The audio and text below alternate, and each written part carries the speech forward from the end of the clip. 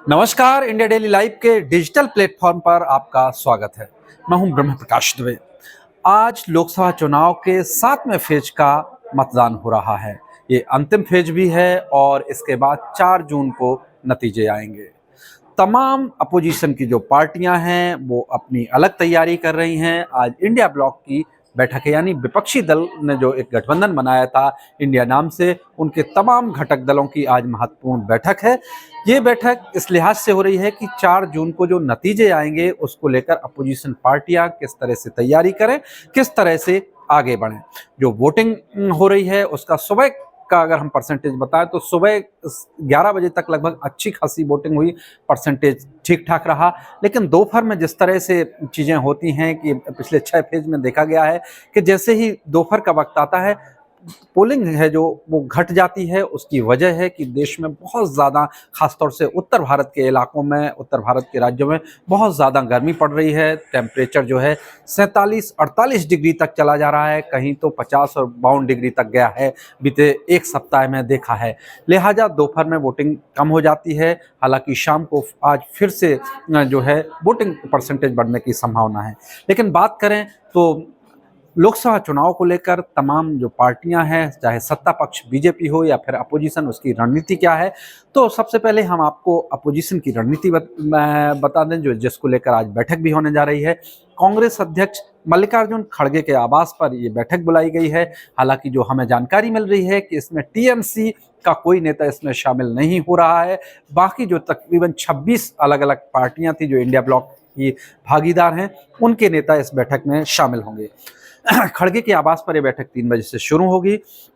इस बैठक में जिस तरह से अखिलेश यादव लगातार ट्वीट कर रहे हैं, जो समाजवादी पार्टी के मुखिया हैं, वो कह रहे हैं कि हमने अपने कार्यकर्ताओं को कहा है कि आप जो एग्जिट पोल के परिणाम आए या जो मीडिया में खासतौर से खबरें आए कि बीजेपी सरकार बनाने जा रही है, बीजेपी बढ़त की ओर है, आप उन सब में मत आइए और हमारे कार्यकर्ताओं का उत्साह बरकरार रहे, इसके लिए तमाम वो कार्यकर्ताओं को तैयार कर रहे हैं कि काउंटिंग तक जो उनका कार्यकर्ता है हर हिसाब से अलर्ट मोड में रहे और बारीकी से नजर रखे। कांग्रेस पार्टी की तरफ से भी राहुल गांधी ने एक वीडियो ट्वीट किया है और यही कहा है तमाम कार्यकर्ताओं को कि आप लोग इस बात से निश्चिंत रहिए, अपोजिशन बहुमत लेने जा रहा है और हम सरकार बनाने जा रहे हैं।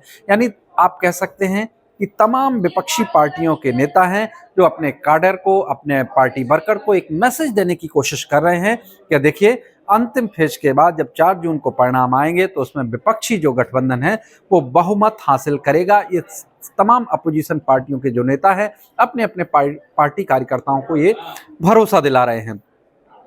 इसी यही वजह मानी जा रही है कि कांग्रेस पार्टी ने एग्जिट पोल जो आ रहे हैं आज शाम को 6:30 बजे के बाद आएंगे, उसको लेकर कांग्रेस पार्टी ने कहा है कि हमारे जो प्रतिनिधि हैं इस डिबेट में भाग नहीं लेंगे। उसके पीछे एक ये भी वजह मानी जा रही है कि कांग्रेस पार्टी 4 जून के लिहाज से अपनी रणनीति तैयार करना चाहती है और इसके पहले कार्यकर्ताओं में किसी तरह का कंफ्यूजन ना रहे, क्योंकि कांग्रेस पार्टी को इस बात की भी आशंका है कि जो एग्जिट पोल के परिणाम आएंगे और जो मीडिया में खबरें आएंगी कि अपोजिशन पिछड़ रहा है या बीजेपी सरकार बनाने जा रही है, उसको लेकर उनका जो कार्यकर्ता है वो कंफ्यूज हो सकता है। लिहाजा एक ये रणनीति कांग्रेस की तरफ से अपनाई गई है कि एग्जिट पोल से उनके पार्टी प्रवक्ता है वो दूर रहें और पार्टी कार्यकर्ताओं को एक मैसेज देने की कोशिश की जाए कि देखिए, आप निश्चिंत रहिए, 4 जून को विपक्षी गठबंधन है वो सरकार बनाने जा रहा है। वहीं अगर खासतौर से सत्ताधारी पार्टी बीजेपी की बात करें तो देखिए, बीजेपी की तरफ से इस मामले में जो पहले फेज से लेकर अंतिम फेज तक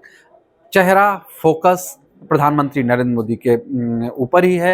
लगातार जिस तरह से 3 दिन से मेडिटेशन कर रहे हैं, कन्याकुमारी में प्रधानमंत्री नरेंद्र मोदी मौजूद हैं और उनके चेहरे पर पूरा का पूरा फोकस है और पार्टी को ये कह सकते हैं आप कि पार्टी आश्वस्त है पूरी तरह से कि तीसरी बार प्रधानमंत्री नरेंद्र मोदी के चेहरे पर, उनके कामकाज, उनकी सरकार के कामकाज पर बीजेपी को बहुमत मिलने जा रहा है। अधिकतर बीजेपी के नेता इस बात को लेकर आश्वस्त हैं कि भले ही जो नारा उन्होंने दिया था 400 पार का, वो नारा पूरा ना हो, जो पार्टी और गठबंधन है वो 400 सीटों को पार ना करे, लेकिन जो बीजेपी है वो अपने बलबूते पर सरकार जरूर बना लेगी। इस बात का यकीन अधिकतर बीजेपी के नेताओं कार्यकर्ताओं को है और प्रधानमंत्री के चेहरे को लेकर भरोसा भी है। सवाल ये है कि दोनों ही गठबंधन जो हैं, चाहे एनडीए गठबंधन हो या फिर अपोजिशन का गठबंधन हो, अपने-अपने दावे तो ज़रूर कर रहा है। एनडीए कह रहा है कि वो बहुमत से सरकार बनाने जा रहे हैं, वहीं अपोजिशन कह रहा है वो भी सरकार बनाने जा रहे हैं। लेकिन आप देखिए इस बार का चुनाव जो रहा है, बीते 7 फेज़ में आप देखें 6 फेज़ हो चुके हैं, 7वां आज जारी है। उसमें कोई एक ऐसा बड़ा मुद्दा नहीं रहा है जिस पर सिंगल जो है मुद्दे पर वोट हुआ हो। हर फेज़ में अलग-अलग मुद्दे उठाते रहे हैं अपोजिशन के नेता, सत्ताधारी दल के नेता। जनता ने किस मुद्दे पर कितना वोट किया है, अब ये सब हमें और आपको 4 जून को ही पता चलेगा। धन्यवाद।